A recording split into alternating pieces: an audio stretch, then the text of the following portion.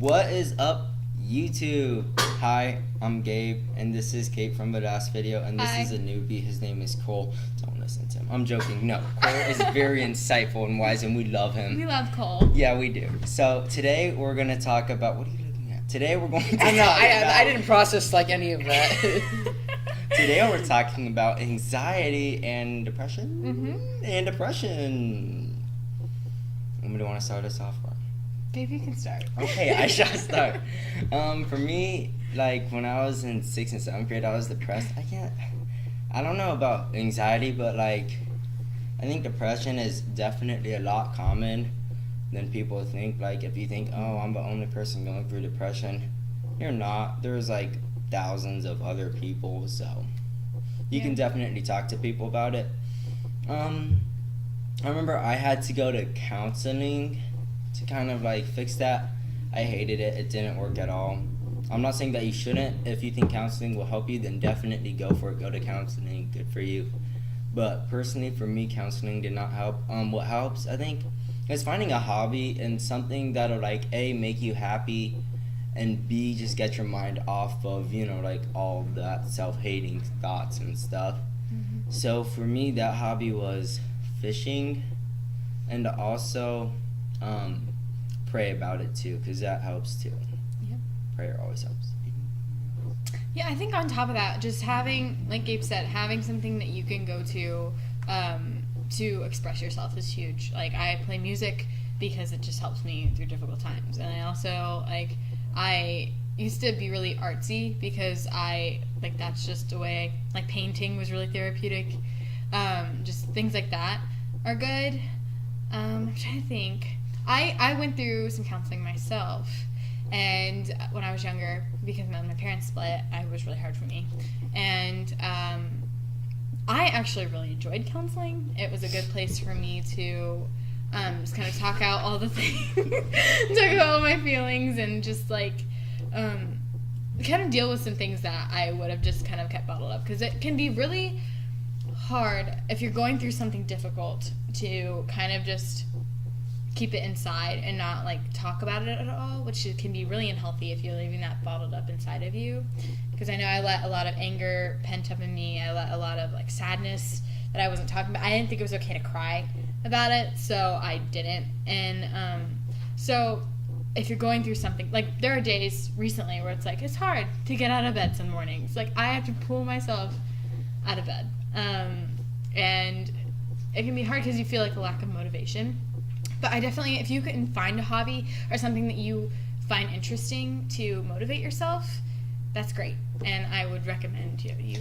Yeah, going with what she said, definitely finding something to express yourself and have it not be pent up helps. Because, even if it means, having, I guess, little, rage sessions. I remember when my baby brother died, we went to this one thing that helped us get over it. And they had this, room that was a rec room, but they had these encyclopedias that you would tear up just because, you're mad, and, it helps express the anger and kind of relieve some of the anger too. So, for me also, I had a punching bag, and that helped. So, you have to, make sure that you vent it out and that you don't let it bottle up, otherwise that's when bad stuff happens. Nowadays, there's all kinds of different things. My brother went through some things too, and so he did some, he went to a place where they were they had, it was art, but there was an art therapist there, and so it was really not a big deal, but everybody, I feel it's healthy, and there's such a stigma with going to counseling or identifying with a certain issue, a certain illness or a certain I guess that's I don't know, it's kind of weird to call it that, but more just it's something we all deal with. Anxiety and depression are normal feelings. There are things that everybody goes through. We all experience them on small levels. I experience anxiety on a daily basis, and I think stress and anxiety they're linked together. So people with high stress levels within school typically have high anxiety and a higher risk of depression. And so even going to an art therapist, it's really awesome, because what they'll do is they'll have you do certain activities that'll help with expression, and like where you may not even talk about anything. It's just more like a form of expression, and in order to like get your mind off of certain things. You know, I was thinking because earlier Gabe, he was saying a lot of stuff about like, and well, Kate was too, a lot of stuff about like venting off, like just like expressing what you're feeling, like how he talked about the encyclopedias in the punching bag. This is kind of weird, but like one time my friends was like, bro, just try and say bubbles, just like, and just not even laugh. Just like, because like a lot of times, like, I know this is really weird, but I feel like it works. Voice, like bubbles. Like you can't like bubbles. Yeah. It's really hard.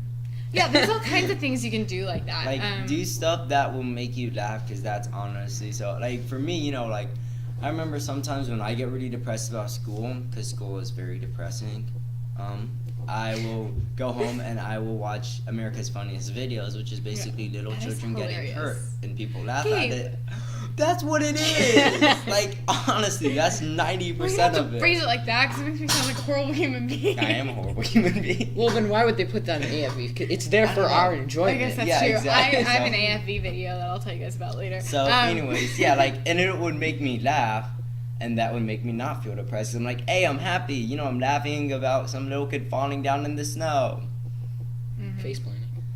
Yeah, I study psychology in school, and so part of it is I've learned a lot about how happiness is affected physically by your body, and that like if you physically put a smile on your face, even if you're not happy, psychology shows that it'll trick your mind into living a happier life. You will be happier if you change your physical, like, not like you should change your physical appearance to be happy, but like as far as a smile goes, like just putting a smile on your face can actually have a psychological impact on your mindset, which is kind of cool. I was literally just thinking that same thing. I was like, after Gabe's gonna talk, I was like, oh, that's what I was like. Oh, what am I gonna say next? I was like, even if you just smile and you're not even in a good mood, it changes your mentality. And then I was like, oh, Kate's talking. And I'm like, oh, is that a woman?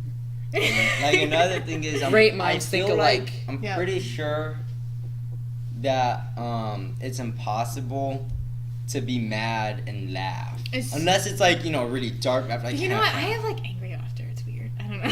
It's okay. But like usually, you know, like when you're watching a funny video, even if you're mad, if that video can make you laugh, then you'll snap out of it. Like, It's oh, true. this is funny, you know. So Well, I kind of switching gears to anxiety. Like I said before, I've dealt with a lot of different things that have caused anxiety in my life. Just stress, number one. I don't deal with stress very well. And so being in school and getting things piled on and like being like feel like I don't have enough time to do anything, that's really stressful for me. And so my anxiety levels go way up, like through the roof. And again, a form of expression is really great for that. But talking it out, also journaling is huge. Like if you're able to just like, if you can't talk about it with anybody and you feel comfortable enough to like start writing your thoughts down, I found that's really helpful for me. Just even like if you feel like you have so much on your plate, just starting writing down those things. And as you write them down, it kind of clears them from your head because you don't have to keep them up there and remember them because you have them somewhere down on paper. And so that's kind of a way that you can help deal with that. Also, I recommend like talking to somebody like as like a counselor is really therapeutic, or just even if you have good friends. Like I find that I lean on my friends a lot for those kinds of things, just because I just deal with a lot on a daily basis, and I feel like you need the people who you're going through life with who are experiencing the same things around you, because like they're gonna understand. okay, yeah. Raise your hand. So going on what she said about like friends, I think that's one reason why I didn't like counselors. Was because I'm like, I don't know you. Why should I tell you? You know, I my was thinking that personal same stuff. thing. But then my friends, you know, it's like, oh, you've been through the good and you know some of the bad. So like, someone that you can trust is always so helpful. And she's looking at me. Why are you looking at me? Want to fight? So yeah, someone that you can like trust always helps. Like 1,000% of the time. yeah.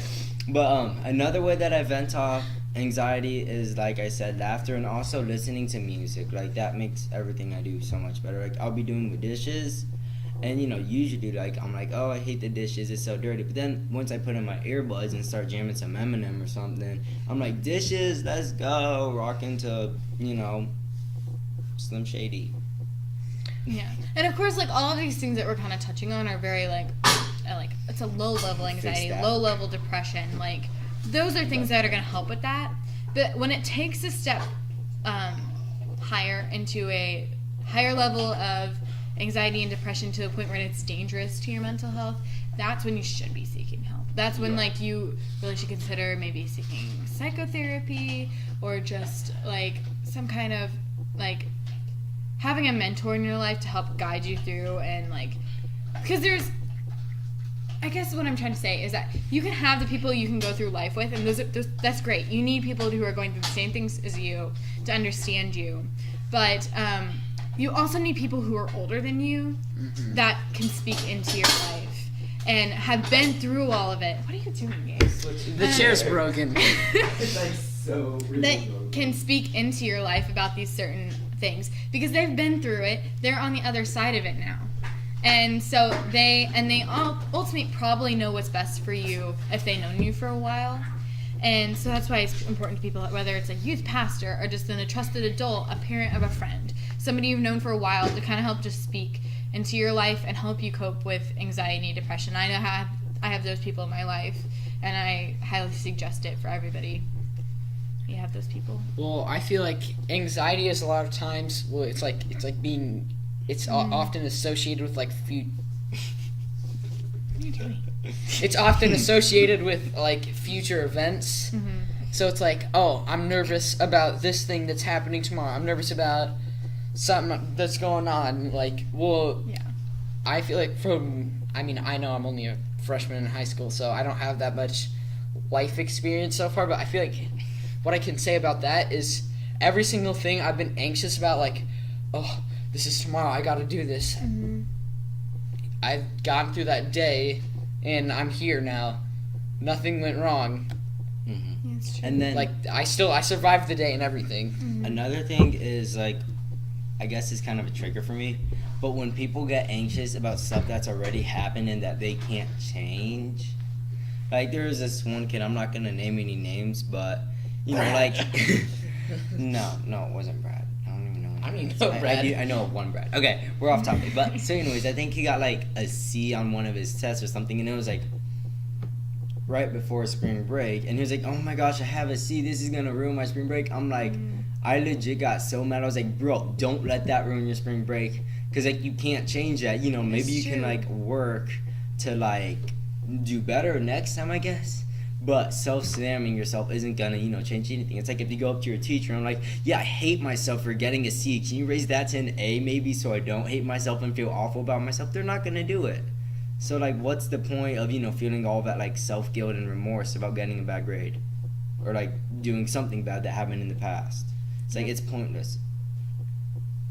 It makes a lot of sense. Things that that do cause high anxiety and can make you retreat into depression. It can include your grades. It can include your family relationships. It can include your dating relationships. It can include your friendships. All the different kinds of relationships. Especially for me, it's a high level anxiety, and so like there are all kinds of things that can be stressors and can be high things that initiate that anxiety and depression in your life.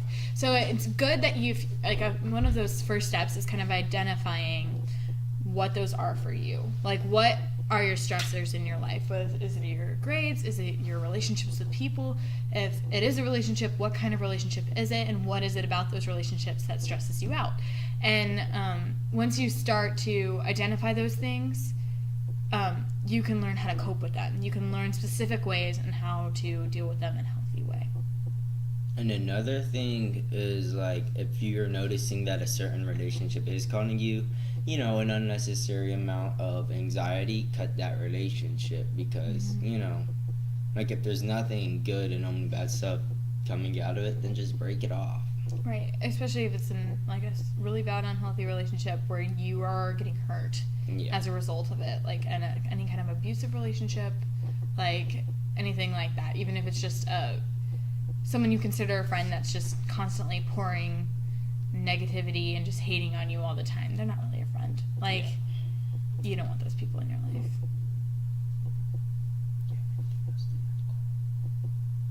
I'm good. You good? Anything we should talk about? I don't know.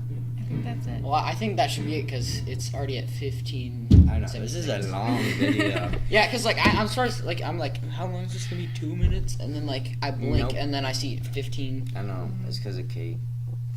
Why is it my fault? Because you're so wise and suggestive. Wow! Oh, sorry. Stop Is that being even so a word? Suggestic. wisdom. Sagest. Sassy.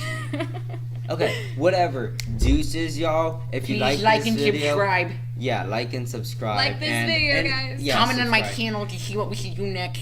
Yeah, and that's a really weird voice, but I It's love like you it's for like it. a nerd YouTube. What's that? Oh wait, let's see if we can get at 16. That'll be fun. Why are we? I don't know. 3, 3, 2, 1. 16.